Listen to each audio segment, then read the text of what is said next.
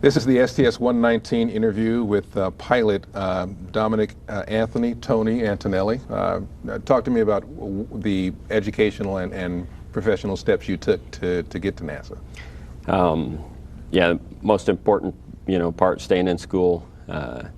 Went through high school and then was Navy ROTC to pay for college. Got to go up to college in the Northeast at MIT. And then from there into the Navy to pay back the money they spent for my education. Ended up flying airplanes for the Navy, flying through their flight training program, selecting jets, flying jets for the Navy. They sent me off to the Air Force for a year to learn how to test airplanes, and then went back to the Navy and was testing airplanes for the Navy when NASA called and asked me to come down to Houston and fly for them. Any particular interests and/or hobbies that you had growing up that kind of played into your desire to fly in space? No, nothing directly. I'm not sure there's too many hobbies that directly tie into flying in space. At least not that I know of. Maybe I'd be doing those and something else for a living if there were. But rode in school. That was a big part of my education at MIT. Was what I learned as part of working as a member of a team on the rowing team, and then just outdoor stuff in the Navy. I got to live in some okay places in the United States and travel different places. So just like to be outdoors, but not sure how that directly relates to me wanting to fly in space. Wanted to show up here and work for NASA since I can remember. Before I had a first specific case, no particular event kind of thing. It's just always something I wanted to do for as long as I can remember.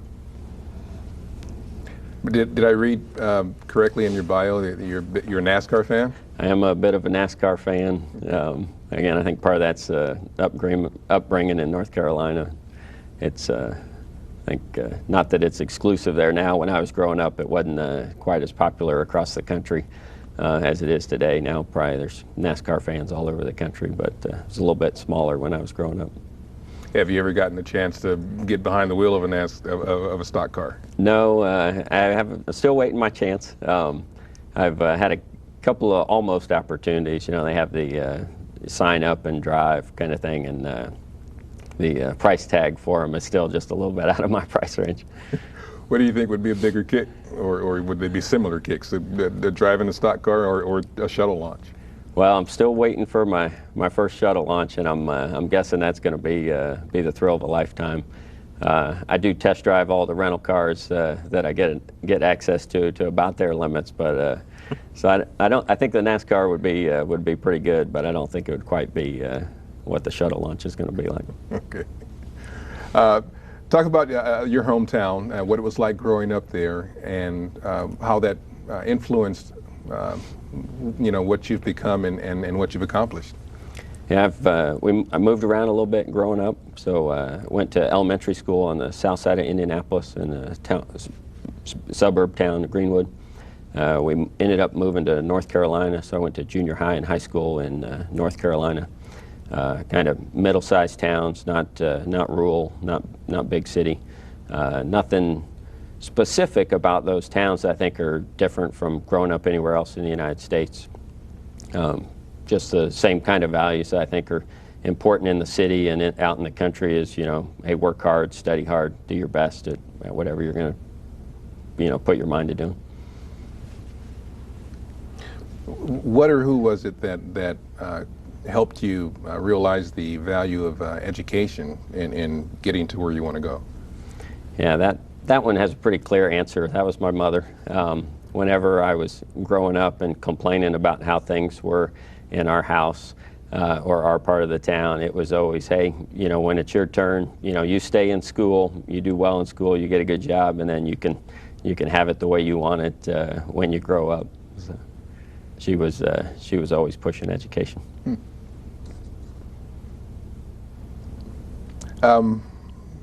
What was it like when you found out you were going to make your first space flight? Can you tell us that story about where you were and your reaction and and whatnot?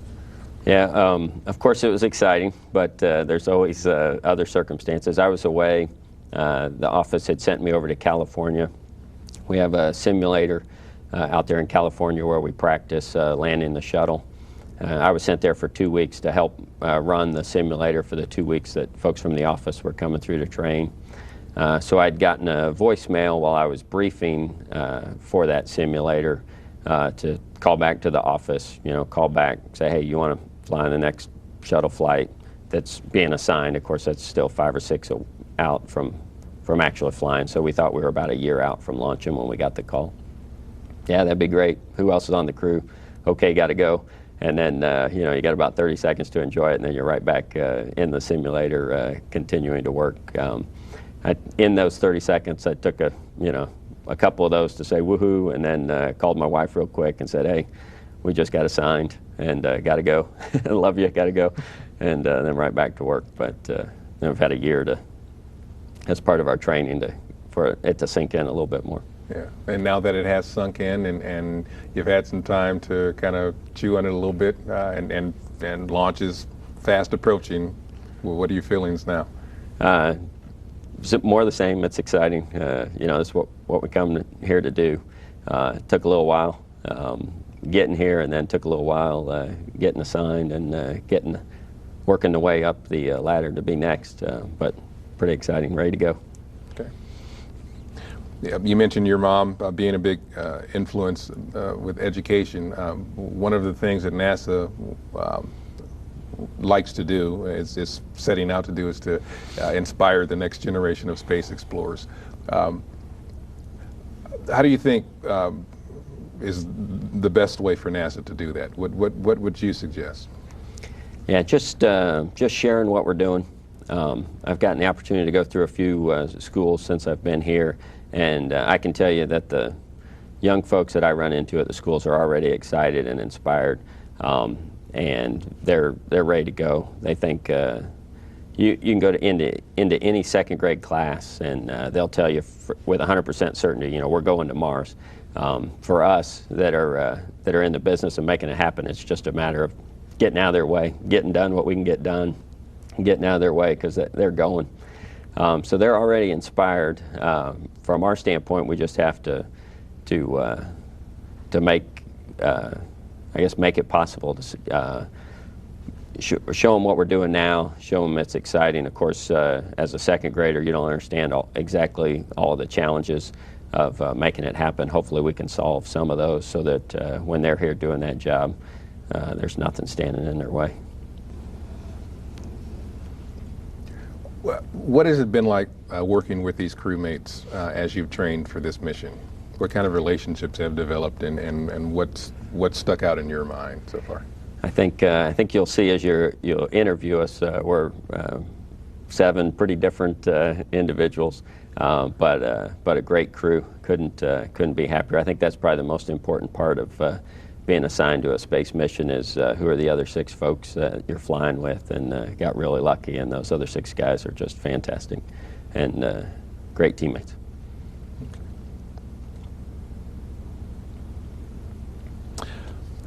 With several Japanese Space Exploration Agency components now on orbit, on space station, JAXA has become a full-fledged member or participant in ISS.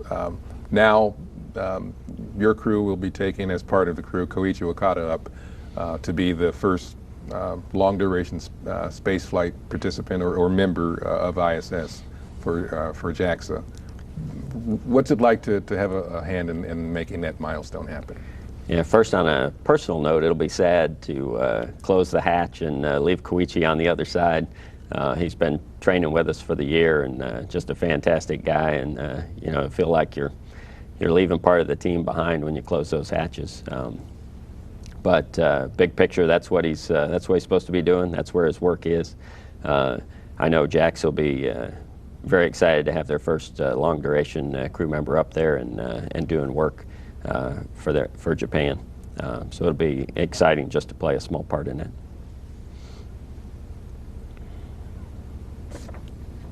There's thousands of people that work behind the scenes to make space missions happen. How do you feel about their contributions, and what's it like just traveling around during training? What's it been like when you've gotten a chance to meet these people? Yeah, I've watched a few of these interviews, and I've heard everybody try to explain that we're just a small part of a big team, and I've heard different folks try, and no matter how they try, it just doesn't seem to convey the whole message. We are a tiny part of a big team. Whenever I get a chance to go meet the folks, try to first explain to them how important their work is and how much it means to me, and then I explain to them that it even means more to my family. That our business is pretty unforgiving of mistakes, but of course we hire people to do all this work, and people make mistakes. Try to explain that we need to have a system that helps us trap those mistakes and minimize the consequences from them. But it's pretty awe-inspiring to go and visit all the folks that end up working on the space shuttle and space station programs. It's a big team, and it's nice getting to be a part of that team. It's really nice getting to be a member of that team that gets to ride on the rocket. It's not necessarily so nice to be one of the members of the team that has to sit in front of the camera and do TV interviews. I might trade that part of the job, but I wouldn't trade the rest of it. You make me think you don't like me, Tony. That's nothing personal. Please summarize for us, if you would, the main things you'll be trying to accomplish on this mission. Our first couple of tasks are what will define, I think, our mission success on, and that's delivering Koichi Wakata to the International Space Station. Like we said, JAXA's counting on us to do that. We need to bring Sandy Magnus back home, trade Koichi out for Sandy. And then we need to deliver the S6 truss, which will be the final segment of the truss, anyway, in completing the truss structure for the International Space Station. And as pilot for this mission, what's your main role and responsibility on this crew? So as pilot of 119, I'll be sitting up front for the launch and the landing, and I have systems responsibilities up there. Brew will do most of the flying, and it's my job to monitor the systems to relieve him of that responsibility so he can focus on flying. And then for the rest of the mission, I'm mostly taking care of the spacewalkers. I need to get their breakfast ready for them in the morning. I need to get them dressed up in their spacesuits. Most of the important work will be done outside by those guys. It's actually really demanding work. So when they get back in, I'll try to have dinner ready for them, and I'll get them out of their spacesuits and get their spacesuits cleaned up and ready for them to go on the next mission. In addition to that, I have some robotic arm flying. I'll fly the space shuttle's robotic arm for part of our inspections and part of the S6 truss work for the installation process. Okay. And I'll just clarify for everybody, you mentioned Commander Lee Archambault by his nickname Brew, which invariably everybody will refer to him that way. Okay. S6 truss segment, can you give us your best description of that truss segment and its attached solar arrays, and give us an idea of how the station will change in capability and look after it's installed and its systems are configured? Yeah, so if anybody's seen a picture of the International Space Station, recently there are 3 large solar arrays. As the station flies forward, there are 2 on the left or the port side and 1 on the right, now that we've reconfigured. And with installing the S6, this will be basically the 4th large set of solar array wings. It'll go off on the right, and when we leave, for the most part, the space station will look like all those artists' renderings of it that you've seen for however many years they've been drawing those, and we'll finally be able to take photographs of it looking exactly like those guys were drawing it.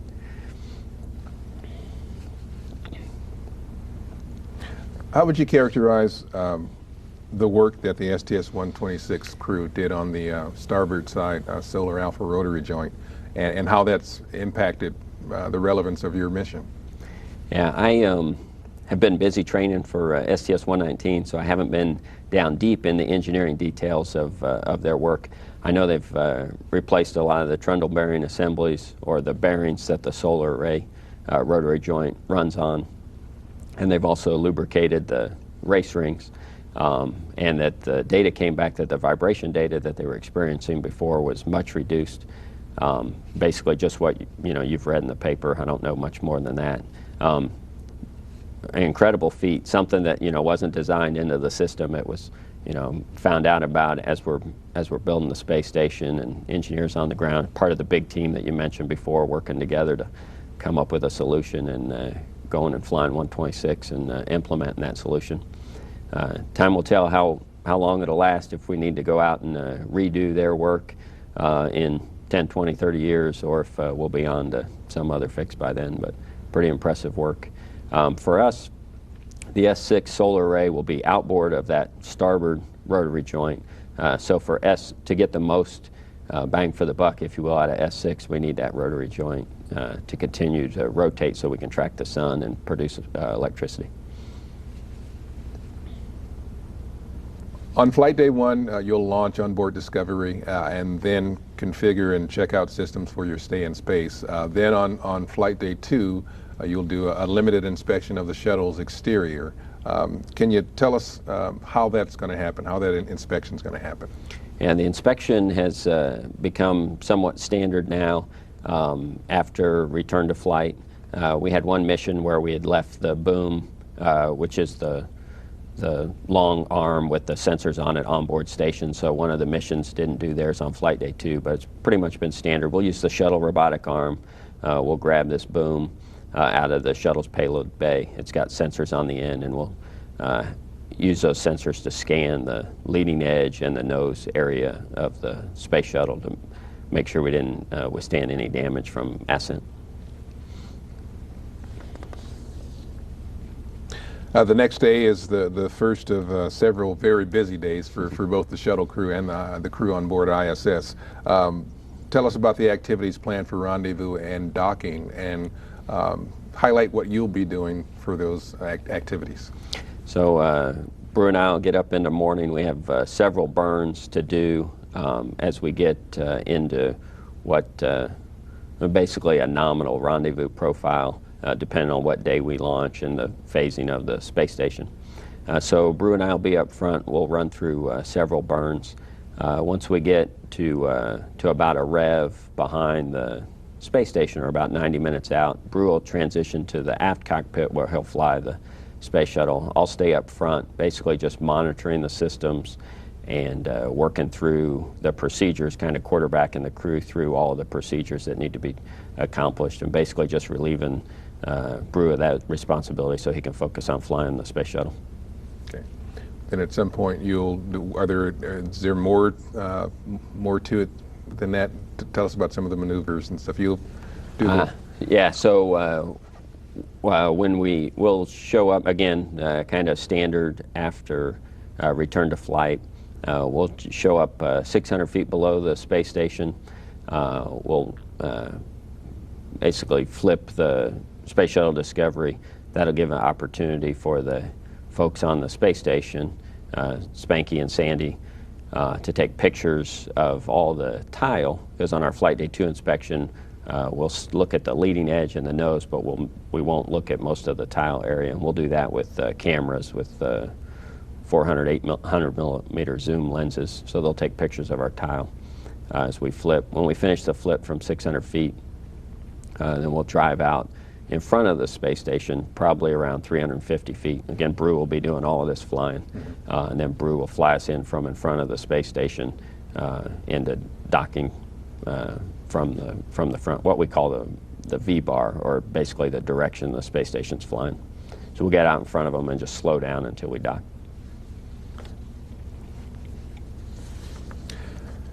Then on Flight Day 4, the focus turns to S6 and some joint robotic work between Shuttle and ISS. What's the plan to get S6 out of Discovery's payload bay and to the point where it's going to remain overnight? The plan is for the station's arm, or the big arm, to reach into the payload bay, grab S6. We'll release all the locks that's holding S6 in the payload bay. The big arm or the station's arm will pull S6 out of the payload bay, spin it around. Then we will hand off the S6 to the shuttle's robotic arm. S6 will the big arm, the station's arm, will reconfigure onto the mobile transporter, basically just a train. We'll run the train down to the end of the tracks, and then with the station arm on that, so that we need the mobile transporter at the end so that the big arm can reach all the way out the starboard side to install S6. Once the mobile transporter is there, we'll lock it down. We'll test out the station's arm, the big arm. Once that's complete, then we'll take the shuttle arm. Probably need to see this in graphics to follow all the things I'm saying. We'll take the shuttle arm that's holding on to S6 over the payload bay, and we'll stretch the shuttle's arm out as far to the station's starboard side as we can. The station's arm will reach back, grab the S6, and then move it to basically an overnight park position, and that basically is someplace we can keep S6 safe from all the thermal constraints, so it doesn't get too hot or too cold while we're holding on to it overnight. So it'll be ready to install first thing the next morning. Any good plan has contingency or backup plans. What options do you have at your disposal if, for instance, one of the arms fails during trying to get S6 out of the payload bay and to that point? For this mission, we're pretty critical to the robotic arms, both of them. Part of this was due to the change in assembly sequence.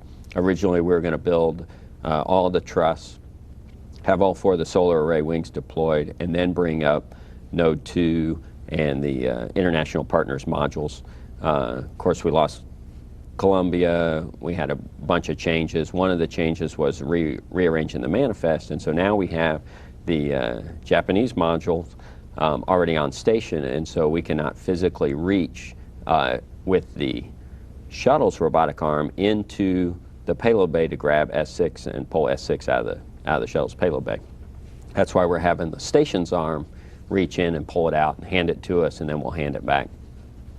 The robotic arms have backup modes, and so we could lose individual modes of the arms. And the station arm has what they call stringing, so they have 2 strings. Pretty much from one end to the other, they can lose any one part of a string and swap to the second string. And the shuttle's robotic arm has, different modes. So we could withstand certain failures, and of course we train to those, and we'll be able to deliver S6. But both the arms, both the shuttle arm and the station's robotic arms, are critical for us accomplishing our mission. Okay.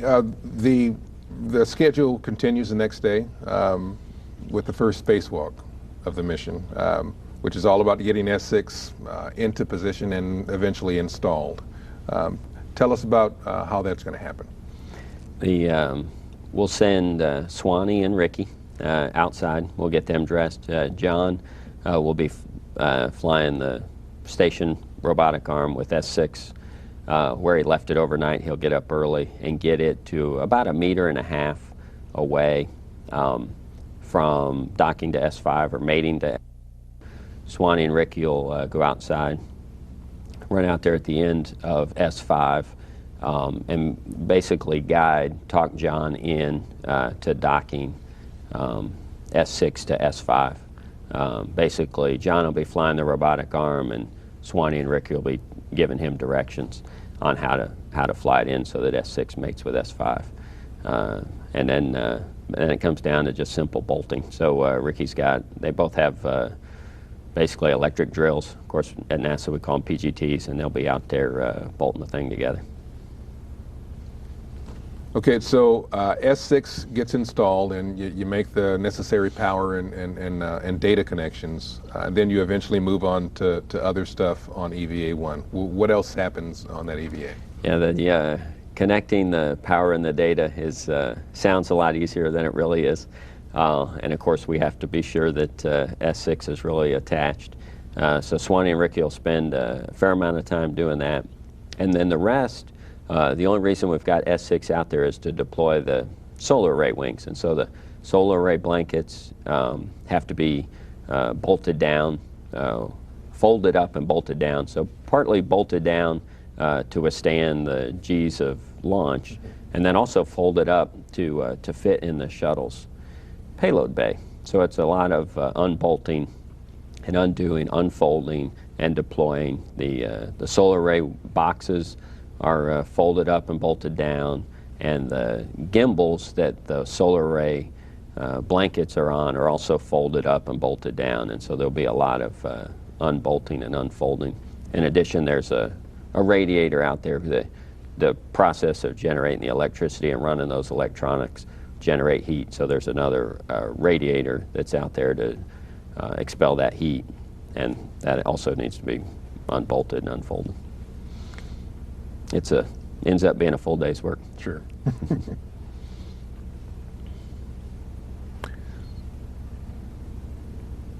Is there any are there any contingency options?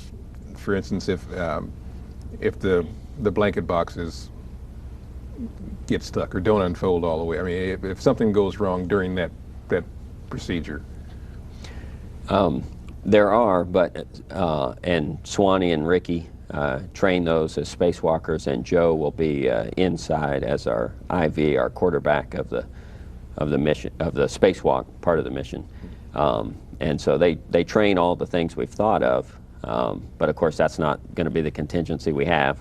We're going to have something different if we have one at all.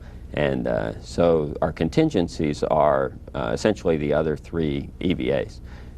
So if there's something that Swanee and Ricky can't solve in real time with the help of Joe, with the help of the team on the ground, if they can't solve it in real time, the amount of time they can spend outside is limited, basically by their consumables. The one we expect them to run out of first is the ability to scrub the carbon dioxide out of their suits. When their LiO cans essentially run out, they'll need to come back inside, and if we've had something go wrong that we weren't able to solve in real time, then we'll invoke we talked about earlier, the big team on the ground. And I've seen them in action with some of our previous space flight experiences. They'll work 24/7, and they're pretty sharp. They come up with some pretty good solutions. So I'm confident if we run into anything that we haven't thought of so far, they'll come up with an ingenious solution, and we'll spend the second or third EVAs working through those. And there's always the possibility of adding a day or so to the mission to get whatever they come up with done. Exactly. That's part of the space shuttle carries up liquid oxygen and liquid hydrogen to make its electricity, and so we only carry up so much of that. Since we've been deploying these solar arrays on the space station, now the space station gets its electricity from the solar arrays. We've rewired the space station so that it can feed power back to the space shuttle, and that allows us to keep the space shuttle on orbit for a few extra days. If mission managers decide they'd like to take a closer look at Discovery, you'll do what's called a focused inspection. Tell us about how you do that focused inspection. Yeah, and the focused inspection, again, is something we've had the capability to do since return to flight. Not exactly as standard as the Flight Day 2 inspection. We'll only do this focused inspection if we find something on Flight Day 2 that needs a closer look, or from the flip maneuver that we do underneath the space station. We get those pictures back, take a look at those if there's anything we need to take a closer look at. So the capabilities existed since return to flight, and we've executed the focused inspection a couple of times. But since we don't know exactly what we'll need to look at, the procedures haven't been developed because we have to know the exact spot we'll need to go look at. But big picture, the space station arm will reach in and grab the boom that has the sensors on it. Because again, once we're docked, the shuttle arm can't reach over and grab the boom because of the other modules that are attached. So the space station arm will grab the boom, hand it to the shuttle arm, and then the shuttle arm will swing the boom down below to wherever on the bottom of the orbiter we need a closer look. We'll use the same sensors that we used for our Flight Day 2 inspection, same boom and same sensors, and we'll take a closer look. we'll spend more time on one particular tile or damage site, and we'll send all that data down to the ground. Putting the boom back is the same way. The shuttle arm has to hand the boom back to the station arm, and the station arm puts it away. There's also the possibility that you will not do a focus inspection on the day that it's currently timelined for. If that scenario happens, what will happen on that day? So that'll be, so Flight Day 5 is our EVA 1, and we just take these pictures on Flight Day 3, going back to the big team on the ground. Another part of that big team are the folks that look at those pictures. So they'll look at all the data from our Flight Day 2 inspection. They'll look at all those pictures that we send down at the end of Flight Day 3 after we do this flip maneuver. They'll analyze all those pictures, and if they don't need a focused inspection, if there's no areas on the orbiter that they're concerned about, need a closer look at, then they'll turn us loose. We were going to have that whole Flight Day 6 to do that inspection, and now we're going to get on with what we're really trying to accomplish. We've installed S6, and now we're trying to deploy the solar array wings, and that's what we'll put into Flight Day 6 if our time isn't needed to do the focused inspection. Give us an overview, if you would, of how the solar array wings will be deployed. What's the procedure like? So this is the whole team, the whole team on orbit, and a good bit of the team on the ground to help us get these things out. We'll have folks driving cameras, making sure that we have good views. We'll have folks looking out the windows with binoculars. We need to count the bays to make sure we know how far the array has been deployed, because we have certain places where we want to stop. And we have tension rods, and we'll watch those reels to make sure those reels aren't unwinding, that the solar array's under more tension when it's deploying than we want it to be, i.e. getting ready to indicate that there's a problem. So we'll have folks watching those. So it pretty much takes everybody on board. We also have to command the array themselves, and we'll do that commanding from on board. John will be in charge of that, and he'll decide when we're deploying and when we're stopping. The ground will be backing us up on the stopping part for sure. Whenever we try to stop a command, just in case we have a issue with our computer commanding, they'll be backing us up on that, as well as they'll be backing us up on monitoring all of the shuttle systems and the station systems, so we can focus our attention on deploying the arrays. Well, this business of deploying solar arrays has been pretty unpredictable in past missions. Are there any updated procedures in place because of past issues that have been encountered? Yeah, we continue to learn, and same kind of thing. I'm sure we won't have the same problem that we've seen before, because we've changed the process. We'll start the night before. The ground does a lot of the prep work. We're going to deploy them. We're going to keep them in the sun, try to bake them out, deploy them halfway, let them bake there for a little bit, and deploy them to make sure that the solar panels don't get stuck together. The S6 arrays, different from the P6, which kind of made solar array deploy a little bit famous. The P6 arrays were retracted on orbit, so the S6 has not been retracted on orbit, but it has been in the can for quite some time. So we'll just have to get up there, and we'll take it slow, and we'll just see what we get.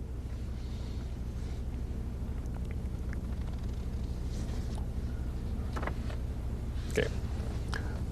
On the second spacewalk of the mission, Steve Swanson and Joe Acaba will tour the truss, so to speak, at various locations and work sites. Can you tell us where they'll be going and what they'll be doing there? So while on EVA-1, Ricky and Swanee were all the way out at the starboard end of the truss, Joe and Swanee are going to go to the port end of the truss. We've had P6 was the first solar array wing or set of wings on the station. It's been up there for quite some time. So we're going to change the batteries. Our mission isn't going to change the batteries, but it's coming up probably the mission after ours. And so Swanee and Joe are going to do some prep work out there. They're going to go break the torque on all of those batteries. Again, they were torqued down good for launch. It's quite some time ago. Now we're getting ready to replace them. We want to make sure that we're not going to have any, issues with getting those batteries out. So the Joe and Swanee are going to do a lot of the prep work on for preparation for changing the batteries out on P6 later. They've got some other tasks throughout the EVA. They've continued to change a little bit, and we'll see what we end up actually doing when we get there. Assuming S6 has been successfully installed and the solar array wings deployed and everything activated, you'll turn your attention to some other hardware on EVA-3. Tell us about what's going to happen on EVA-3. So again, some of EVA-3 is prep work for follow-on missions. We have the CETA carts, or the on the train tracks, and we need to get them on the other side of the MT. So we'll move at least one of those. We think we can just move one and still allow the next mission to reach all the way out to P6 to change out those batteries. And then we've, can't remember, it's been a few missions ago, we brought SPIDM up, and some of its blankets, its thermal protective blankets, aren't properly aligned and adjusted, so we'll get out there and adjust those blankets. In addition, on the last mission, we talked a lot about lubricating the rotary joints for the solar array wings. One of the other things that was accomplished was they lubricated the snares on the station's big arm on its end effector, where it uses to grab onto the station or grab onto payloads, basically what we're going to use to grab on S6. Well, we're going to take the opportunity with the other end bolted down to the space station, we're going to lubricate the other end. Okay.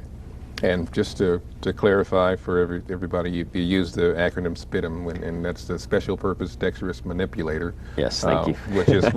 which is part of the robotic system. It's I guess they say it's a hand. And you'll be replacing some thermal covers on that. Exactly. Okay. Okay.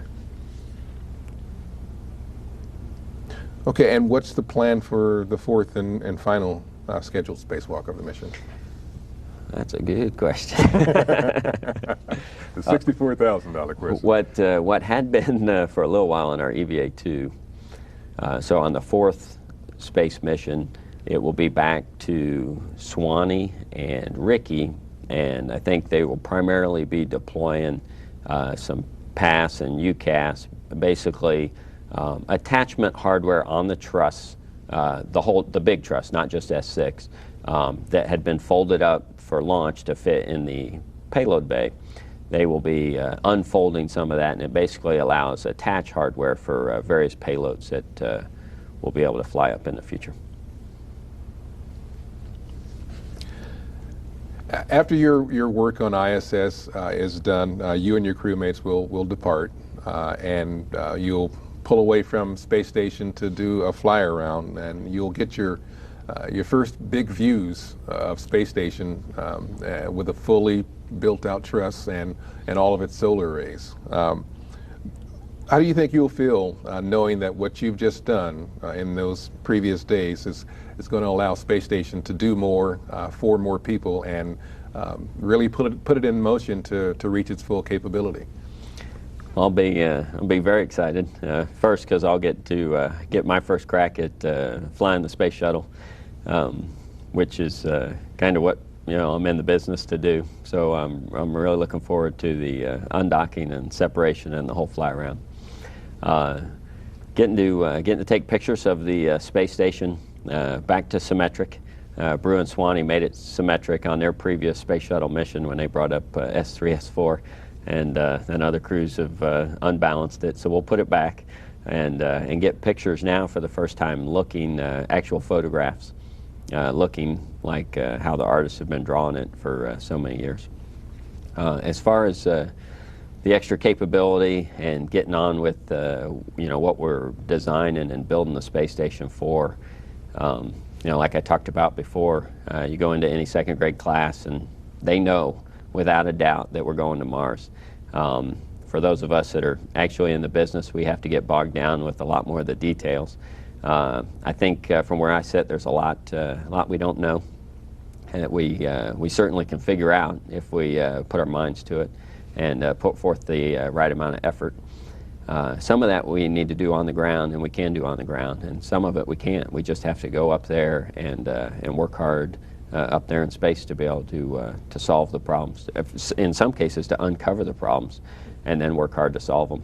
And I'm excited to get to play some small part in that, and hopefully we'll get on with it. So when those second graders are sitting in this chair, there won't be anything standing in their way. You'll be interviewing them about their trip to Mars.